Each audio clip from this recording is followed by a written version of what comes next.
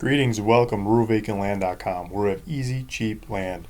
Today I'd like to show you a property that I've had on the website for a while that I just recently lowered the price on. So let's go.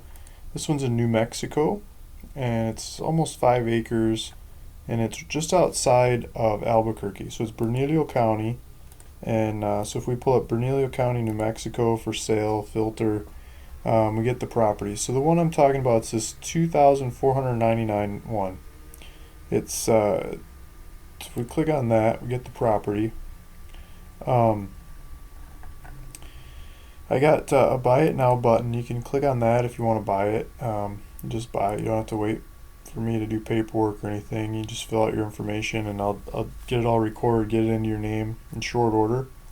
And the taxes on this one's like $30 a year. I mean, it's really low taxes. Got maps here. You can go pull it up. GPS coordinates to show you the land. So let's click on that. Opens in a new tab, and it zooms in on the property. So there's trees. There's trees on this property. They look like good-sized trees. Maybe it might be bushes, but trees, bush, rock, and two track. There's two tracks that go through the property. I don't think we have property boundaries. Oh, there are property boundaries. Look at that. So it's got a little easement at the north boundary of it. Whoops. Let me zoom in. So it's this trapezoid, skewed rectangle shaped property here.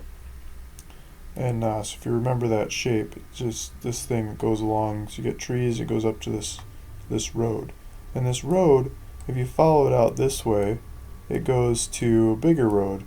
So there's a bigger road here, but there's like a house or someone here. So you're kind of looks like you're driving through their property to get there. So you might want to talk to these people and see if you can work something out or find a way around. A lot of these trails go in different directions. But eventually work their way back there. And if you look around the area, you might have to get creative on getting there, and that's why this property is so cheap.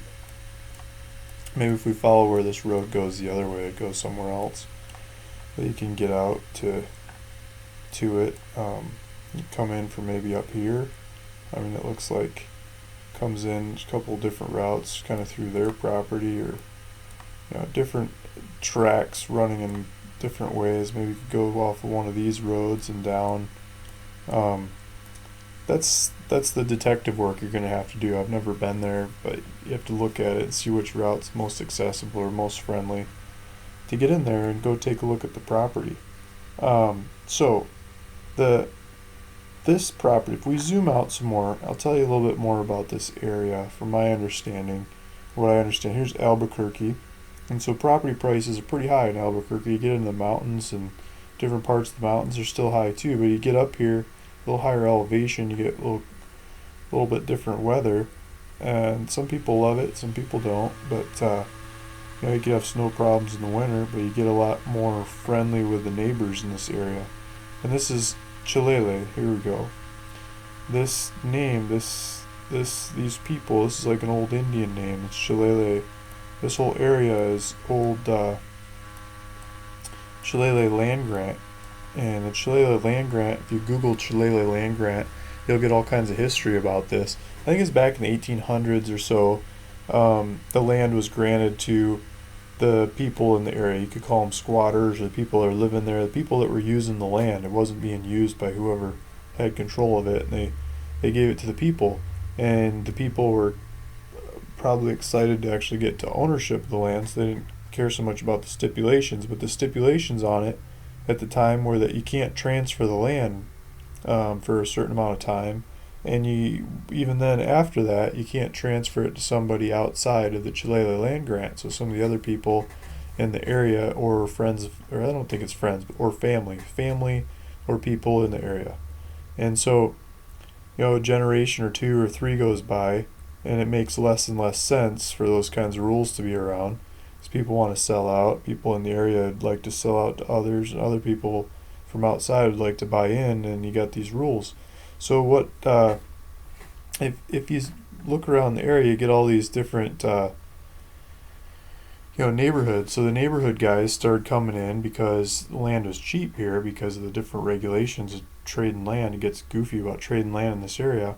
They would come in, they build a neighborhood, and cut it up into smaller pieces and sell off the pieces, and try to make money off of that. Well, the locals got mad because they didn't want more people in the area, and they challenged the old rules. They said you can't do that because it's Chilala land grant, and a couple of them got really feisty about it, took it to court, and the developers, from my understanding of studying this, the developers, they went all the way to the Supreme Court, and they got it through the Supreme Court of New Mexico that you can't say who you can buy and sell property to and from. I mean, land ownership is a wide open asset. It's a real asset you can trade, and there's no stipulations on who you can and can't trade it to. And so those old land grant things don't apply.